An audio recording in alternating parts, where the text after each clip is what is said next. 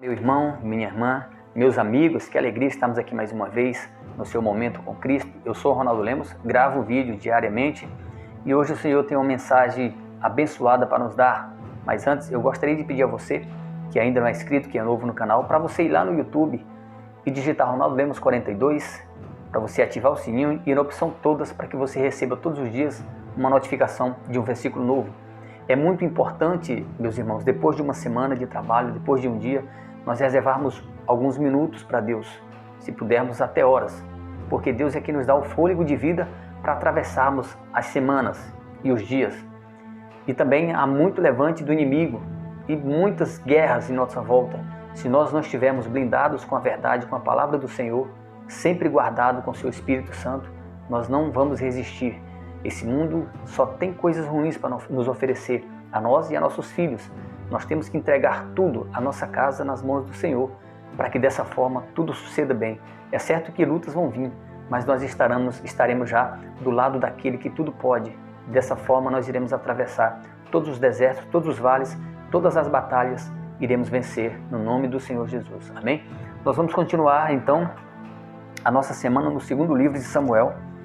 Hoje nós vamos para o capítulo 24, do versículo 11 até o versículo 15, que diz assim: Ao levantar-se Davi pela manhã, veio a palavra do Senhor ao profeta Gade, vidente de Davi, dizendo: Vai e dize a Davi: Assim diz o Senhor, 3 coisas te ofereço, escolhe uma delas, para que te faça.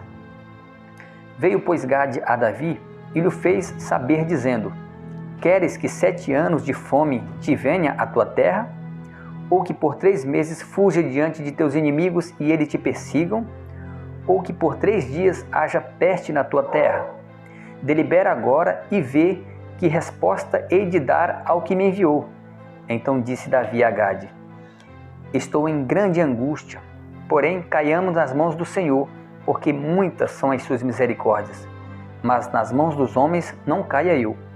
Então enviou o Senhor a peste a Israel, desde a manhã até ao tempo que determinou, e de Dan até Berseba morreram 70.000 homens. Aleluia. Irmãos, Davi pecou mais uma vez, juntamente com a congregação de Israel. Dessa forma acendeu a ira do Deus Todo-Poderoso. E Deus, cansado de tanta desobediência, de tanto dar chance, de tanto perdoar as falhas daquele povo, agora ele chega para Davi através do profeta Gade. Ele dá 3 opções. 3 opções. Ou que ele viva a fugir durante um tempo dos seus inimigos, ou que haja fome durante um determinado tempo, ou que haja peste durante um determinado tempo. Das 3, Davi escolhe a peste durante 3 dias. Observa que ele tinha que fazer uma escolha. Davi tinha que fazer uma escolha. Não era uma escolha fácil. Davi falou que se ele escolhesse passar um tempo fugindo dos seus inimigos, certamente quando esses homens pegassem Davi, não usariam de misericórdia. Com certeza seria muito mais do que 70.000 homens. Haja vista que Davi era invejado, o seu exército era o maior, ele era o rei mais famoso e o rei mais abençoado. Dessa forma, os inimigos iriam destroçá-los, iriam talvez até ceifar-lhe a vida. Assim pensava Davi. E Davi escolhe dessa maneira o castigo de Deus. Ele preferiu a peste. E dessa forma, a terra de Davi foi assolada por uma peste, onde morreu 70.000 homens. Nós temos uma mania de dizer, uma crendice popular, de dizer que a justiça de Deus tarda, mas não falha. Totalmente errônea. A justiça de Deus, ela nem tarda e nem falha. Ela é exatamente exata. Porque as coisas no tempo de Deus não são igual ao nosso. Os pensamentos de Deus não são igual aos nossos pensamentos. Deus não age por ira, Ele não age por nenhum outro tipo de sentimento. O Senhor Deus age por justiça. Portanto, tudo que acontece na tua vida, na minha vida, é com a exatidão que Deus quiser e quis, e Ele faz. Para Deus não existe o amanhã e não existe o ontem. Existe o presente. E Ele enxerga em todas as dimensões o que vai acontecer, o que já aconteceu, Ele dá cabo, Ele não esquece, porque Ele é onisciente, onipresente, onipotente. Ele é o Senhor do tempo. Portanto, aqui Davi escolheu a peste, sabendo Davi que se ele fosse para as mãos dos homens, com certeza iriam devastar todo o seu reino e iria ter mais morte. Davi contava com 800 mil homens de guerra, Israel e Judá 500 mil homens. Com certeza os exércitos opressores iriam se unir e iriam matar muito mais do que isso. Nós vimos aqui no decorrer dessa semana que Deus, Ele não passou a mão na cabeça de Davi. Ele não passou a mão na cabeça de Davi, porque Deus não passa a mão na cabeça de ninguém. Deus é imparcial. Ele é imparcial. Ele não comete injustiças. E Davi, a cada tropeço, tinha uma consequência. A cada erro, tinha uma consequência, assim como é na minha vida e assim como é na sua vida.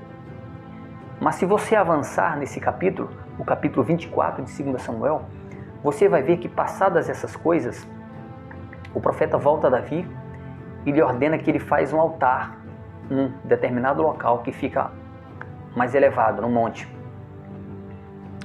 e faça sacrifícios ao Senhor, né, pelo livramento. Deus, Ele fala isso através do profeta para Davi.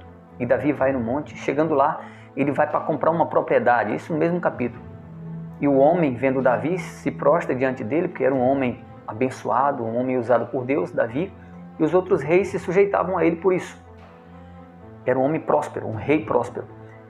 E o homem queria ofertar o terreno para que Davi construísse lá o templo para adoração, para sacrifícios a Deus. E Davi falou que não queria de graça. De graça ele não queria porque não ia ter validade diante de Deus. Porque ele teria que comprar, se dispor do que ele tinha para construir aquilo lá para Deus. Muitas vezes nós temos condições, nós estamos numa situação, posição favorável e nós sequer lembramos de Deus. Quanto mais ajudar na obra missionária, vamos supor. Quantos missionários hoje sofrem porque não têm os nutrientes suficientes para que eles possam se manter nos países africanos, nos países da Ásia, no Oriente, um país onde é proibido a evangelização, tem missionário lá escondido, sem o mínimo de condições básicas para sobreviver, mas estão lá, porque tem um chamado. E muitos de nós podemos ajudar, mas nós não fazemos isso. Mas retornando ao foco da mensagem, Davi, ele escolheu dessa forma a terceira opção, que foi ter a sua cidade, o seu país, o seu reino assolado pela peste. Aqui nos mostra, irmãos, que Deus, Ele nos disciplina. Disciplina a mim e disciplina você. Quantos de nós, pessoas que já estão no processo, na busca pela face do Senhor, na busca pela melhoria, pela condição espiritual aceitável diante do Senhor, quantos de nós cometemos falhas, cometemos erros, e nós já entendemos que é a disciplina de Deus. O mundo não entende, mas nós entendemos que é a disciplina de Deus, porque Deus não tem interesse na minha morte e nem na tua morte. Porque se Ele tivesse interesse, no primeiro tropeço Ele ceifava a vida de Davi, mas Ele sempre dava uma outra oportunidade para você se reintegrar, se regenerar, para você se restabelecer de novo diante de Deus e continuar a tua caminhada. Enquanto nós temos fôlego de vida, nós podemos fazer dia após dia a nossa reiteração espiritual junto a Deus, os nossos votos diante de Deus a cada dia. Isso enquanto tivermos fôlego de vida. Existirá uma condenação eterna e existirá uma salvação eterna. Nós temos que nos policiarmos em relação a isso. Mas Davi aqui, todas as vezes que ele tropeçava e caía, ele se levantava e se redimia diante de Deus. A ideia não é que nós venhamos a cair de hora em hora, mas Impossivelmente nós não iremos ficar em posição de combate do nascer ao morrer. Nós vamos cair porque somos falhos. Mas Deus nos sustenta e nos levanta e nos dá uma nova oportunidade. Que com essa mensagem nós aprendamos, assim como Davi, restabelecermos e reconhecer assim como ele reconheceu, que a misericórdia de Deus, a justiça de Deus é a melhor para nossas vidas. E a justiça do homem, ela é falha. Se nós preferimos cair em julgamento na mão do homem, não sobrará nada de nós. Antes de Deus, porque ainda porcos por dentro, ainda perecíveis, Deus enxerga com outro olhar, o olhar de misericórdia, o olhar que ele teve para com Davi e aquele povo.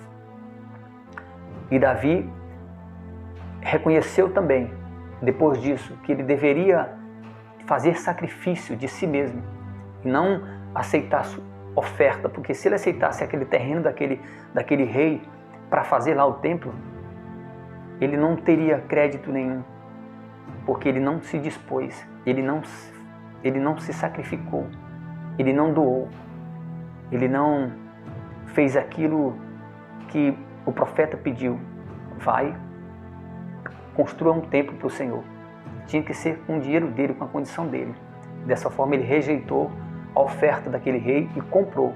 A Bíblia fala que ele comprou, no mesmo capítulo 24, que ele comprou o terreno e construiu o templo. Que nós possamos aprender com essa leitura, com essa lição. E que o Senhor nos abençoe a cada dia, para que nós possamos entender e aceitar a disciplina dele para nossas vidas. Seja qualquer coisa. Aqui ele colocou 3 opções para Davi. E Davi ainda assim aceitou a terceira e se prostrou diante de Deus e queria ser castigado por esse Deus que tem misericórdia, que usa de misericórdia.